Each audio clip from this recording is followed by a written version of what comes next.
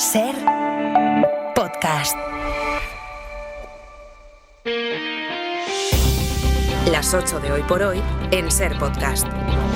Hola, muy buenos días. Todavía no hay sentencia de la amnistía, pero lo que se ha conocido de momento, que es la ponencia sobre la que debatirán los magistrados, ha dejado clara algunas cosas. Ha dejado claro, por ejemplo, que el PP estará en contra de la sentencia si es que ratifica lo que avala la ponencia. Es decir, si avala que la amnistía es legal, porque en la Constitución cabe aquello que no prohíbe y que haya aprobado el Congreso. La ponencia sostiene que no corresponde a los jueces decidir sobre las intenciones que tiene el Poder Legislativo.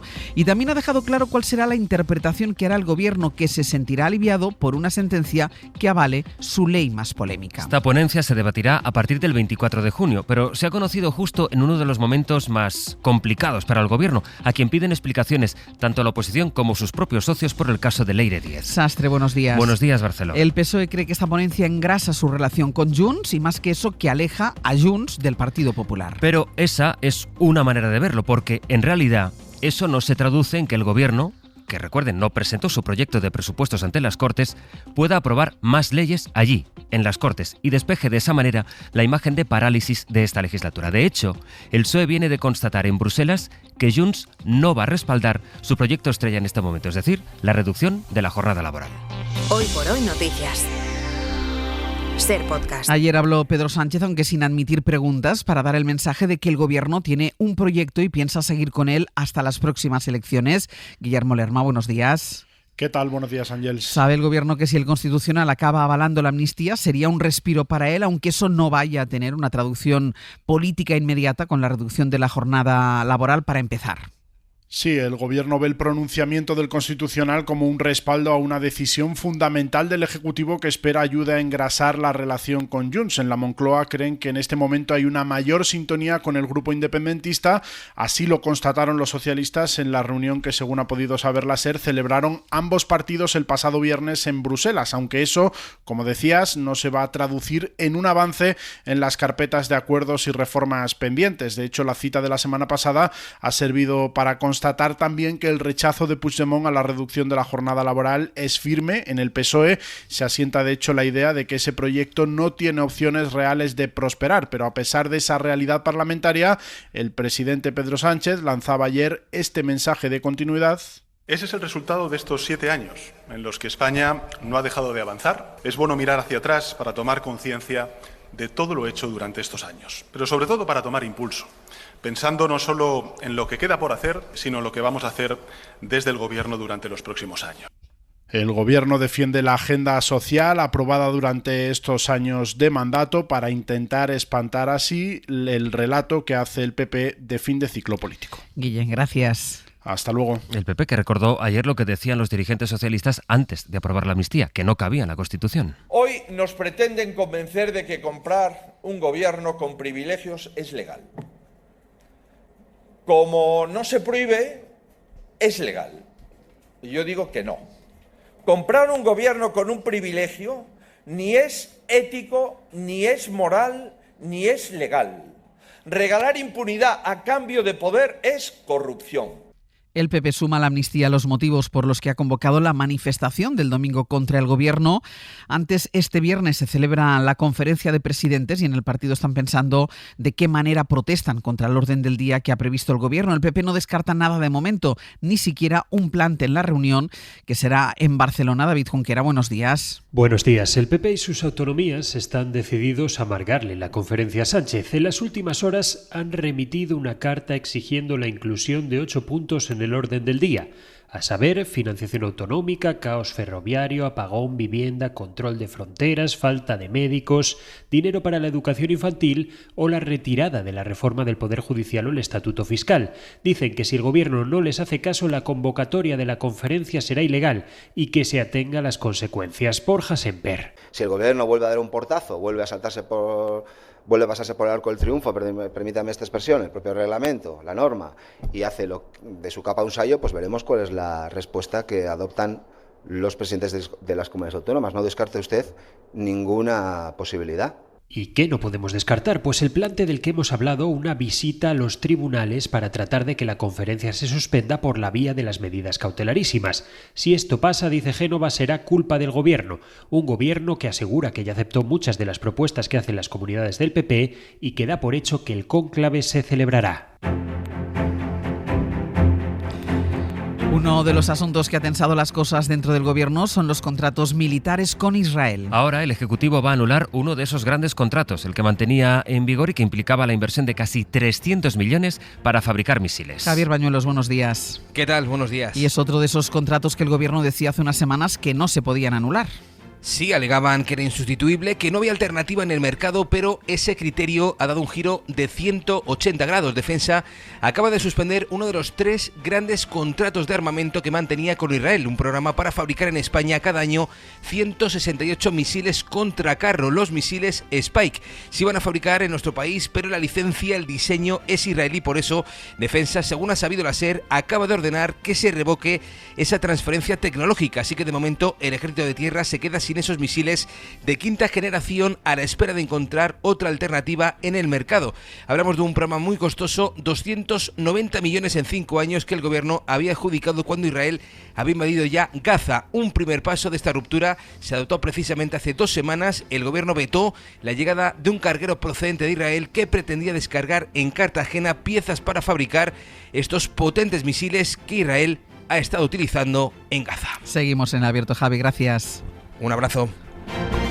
Y lo que veremos hoy es también hasta dónde llega la discrepancia dentro de uno de los socios del gobierno, entre Sumar y Compromís, el partido, la coalición valenciana, que quiere que Pedro Sánchez comparezca en la comisión de investigación de la DANA en el Congreso, y Sumar ha dicho que no. Y ahora Compromís avisa con que puede salirse del grupo de Sumar y marcharse al grupo mixto. Josué Coello, buenos días. ¿Qué tal? Buenos días. La comisión de investigación de la DANA ha provocado un choque entre Compromís y Sumar que podría significar la salida de la formación valenciana del grupo parlamentario y continuar esta legislatura en el grupo mixto. El motivo, la negativa de la formación de Yolanda Díaz a llamar a Pedro Sánchez a comparecer en la comisión, un nombre que Compromís puso encima de la mesa y que Sumar ha rechazado alegando que hay otras prioridades de comparecencias. Y en relación a las discusiones o a los debates que hemos tenido con Compromís sobre cómo articular esa comisión, pues como digo, ya los seguiremos teniendo los próximos días y como siempre pues encontraremos la síntesis para estar todos de acuerdo, ¿no? Este es un debate que tenemos en el seno de Sumar, con los miembros del gobierno de Sumar y con los miembros del grupo parlamentario. Y es un debate que tenemos entre nosotros porque las decisiones que tomamos como Sumar en el grupo parlamentario y en el gobierno las tomamos nosotros. Y aunque Ernest Urtasun rebajaba el enfrentamiento, lo cierto es que el enfado en Compromís es mayúsculo. Fuentes de la coalición valenciana reconocen la decepción con Sumar y algunas facciones apuestan abiertamente por una ruptura que viene rumiándose las últimas horas. La decisión podría coger forma esta tarde cuando se reúnan sus órganos de dirección. Y hay algo más en el escenario político porque el domingo no será solo la manifestación del PP contra el gobierno. Pasar otra cosa el fin de semana. Vuelve a España el presidente argentino Javier Milei, que va a participar en un foro que patrocina una plataforma de criptomonedas. Buenos Aires, Berta Ravantós, buenos días. Buenos días. Javier Milei visitará España por tercera vez para participar en el Madrid Economic Forum el próximo fin de semana. Tanto el perfil de los ponentes como el contenido del evento, donde hay charlas sobre wokeismo o el fracaso del socialismo, forman parte de la llamada batalla cultural que Milei está llevando a cabo en Argentina y que pretende diseminar por el mundo. En Madrid también será condecorado por el Club de los Viernes, un grupo que busca combatir una supuesta hegemonía de ideas socialdemócratas en la política y los medios de comunicación. El viaje a España se enmarca en una gira europea en la que Milei se reunirá con el Papa León XIV y con Giorgia Meloni en Italia, así como con Emmanuel Macron en Francia. Pasará 3 días en Israel, donde se verá con Benjamin Netanyahu y con familiares de secuestrados por Hamás, además de anunciar la apertura de un vuelo directo entre Tel Aviv y Buenos Aires. Hoy por hoy noticias. SER Podcast.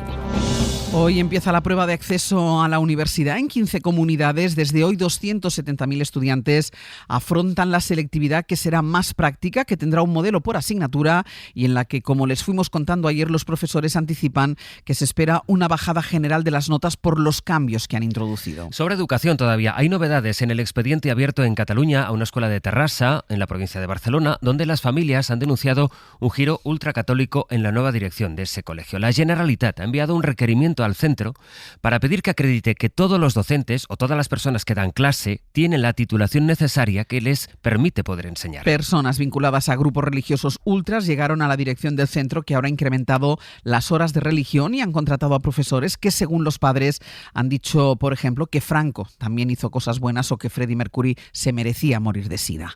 Barcelona, Soledad Domínguez. El colegio tiene ahora 15 días hábiles para aportar toda la documentación que le reclama la consejería, que le pide pruebas de que 2 profesores tienen la formación necesaria para dar clase en secundaria y de que otros 4 tienen la titulación y la competencia requerida para dar clases en catalán. En el requerimiento se recuerda también a los titulares del centro que el proyecto educativo tiene que respetar la libertad ideológica y religiosa de los alumnos y que no se puede excluir de ninguna actividad a un estudiante porque sus padres se nieguen a pagar las cuotas, porque son voluntarias. Todo esto llega después de las quejas de una parte de las familias que, como contamos hace unos días, han denunciado que desde el aterrizaje en el centro de personas vinculadas a movimientos ultrarreligiosos, el proyecto educativo ha cambiado completamente. Las familias esperan reunirse con el prior de los carmelitas mañana miércoles y han convocado una manifestación para la semana que viene para frenar lo que ellos califican de golpe de estado ideológico en las aulas. Les hemos contado a las 7 que solo Madrid, Murcia y la provincia de Barcelona ofrecen prestación integral de 24 horas a los menores que están en cuidados paliativos, a pesar del compromiso al que llegaron hace más de 10 años las comunidades y el Ministerio. Falta atención especializada para acompañar a los niños en el tramo final de su vida. Y esa atención es noticia por el caso del pediatra de paliativos Jesús Sánchez, que trabaja en el Hospital de Cruces, en Vizcaya, y que ha sido apercibido por acompañar fuera de su horario laboral a una niña de 4 años en el proceso de su muerte. El Servicio Vasco de Salud, Osakidetza, niega que fuera una amonestación a este médico, sino una comunicación preventiva. El caso es que esto es lo que nos ha contado sobre la situación de este tipo de cuidados en el conjunto del país el presidente de la Sociedad de Cuidados Paliativos Pediátricos, que se llama Álvaro Navarro. La inequidad que existe en España y la falta de cumplimiento de un derecho que está reconocido por el Ministerio de Sanidad y por las comunidades autónomas. Y eso es lo que está generando que profesionales del calado como el doctor Sánchez Sanit al final se quemen, no por la dureza del trabajo, simplemente por ver que no tiene el apoyo de sus autoridades. Ha vuelto a pasar, al menos 20 palestinos han muerto por fuego israelí esta mañana mientras esperaban para el último reparto de alimentos en Gaza, según medios palestinos. Así es como ha vuelto a sonar la franja. Esto es de esta misma mañana. Hamas cifra, las autoridades de Gaza, en manos de Hamas, como saben, cifran en 90 ya los muertos y más de 500 los heridos desde que se retomó la distribución de ayuda hace una semana. El ejército de Israel acaba de admitir que ha abierto fuego cerca de un punto de distribución porque dice que ha detectado a personas que le parecían sospechosas. En Ucrania, mientras tanto, se van conociendo los detalles de la mega operación con la que ese país sorprendió a Rusia el domingo y que fue una operación, podríamos decir, de película. Pablo Morán, buenos días. Hola Ángeles, buenos días. Porque fue con drones escondidos en camiones y guiados por inteligencia artificial. Y con nombre para ese guión de Hollywood, Operación Telaraña. El objetivo era lanzar drones lo más cerca posible de las bases para burlar las defensas aéreas. Lo consiguieron ocultando 117 aparatos en camiones que simulaban ser casas prefabricadas. Esos camiones cruzaron la frontera de contrabando hace meses. Uno de ellos recorrió casi 5.000 kilómetros hasta Siberia, hasta situarse en las inmediaciones de las bases y ser activados por control remoto. Una operación brillante, según Zelensky. We also have stronger tactical solutions. Our operation Spiderweb proved that. Y demuestra un mejor ingenio táctico de Ucrania junto a sus aliados europeos y estadounidenses. No sabemos con precisión el daño que provocó el ataque, pero son entre 12 y 13 los bombarderos que como poco ha perdido Rusia. El Kremlin no comenta, apenas ha admitido ataques en bases de 5 regiones rusas. El detalle que cierra el plan es que los camiones que camuflaron los drones se autodestruyeron cuando completaron su misión. Pablo, gracias. A ti, hasta luego. El primer ministro de Polonia, el expresidente del Consejo Europeo, Donald Tusk, se someterá a una moción de confianza después de la derrota de su candidato este domingo en las elecciones presidenciales. En esos comicios ganó Karol Nawrocki, del Partido Ley y Justicia, formación que ya ocupaba la presidencia de Polonia. Pero esa victoria, según Donald Tusk, va a complicar ahora la gobernabilidad en un país que es clave en el este de Europa. Además de la moción, ha presentado también planes de contingencia en caso de que la cohabitación sea complicada. Es una información de Victoria García. En una declaración televisada en horario de máxima audiencia, afirmó que quería que todos, incluidos nuestros oponentes nacionales e internacionales, vieran que comprendamos la gravedad del momento, pero que no vamos a ceder ni un paso y añadió que va a solicitar una votación parlamentaria de confianza para confirmar su mayoría. Esta dramática medida pone de relieve la difícil posición del gobierno de Donald Tusk al tratar de afrontar las consecuencias de perder la carrera por la presidencia. Tusk lidera una alianza ideológicamente diversa y políticamente muy frágil de partidos proeuropeos, desde la derecha agraria hasta la izquierda socialdemócrata, que prometió revertir la erosión de los controles y los equilibrios democráticos que habían marcado los 8 años del gobierno del partido ultraconservador Ley y Justicia. Y en la agenda del día, un juzgado de Leganés ha citado hoy a declarar como testigo al exconsejero de Políticas Sociales de la Comunidad de Madrid, Alberto Reyero, en la segunda causa judicial contra exaltos cargos del Ejecutivo de la Comunidad de Isabel Díaz Ayuso por la gestión de la pandemia en las residencias, los llamados protocolos de la vergüenza. Dijo Reyero en su día, en 2020, que esos protocolos no eran ni éticos ni legales. Y en 10 minutos el abierto. Esta mañana vamos a compartir nuestra mesa de análisis junto a Ignasi Guardans, Cristina Monge y José María Lasalle. Para no perderte ningún episodio, síguenos en la aplicación o la web de la SER, Podium Podcast o tu plataforma de audio favorita.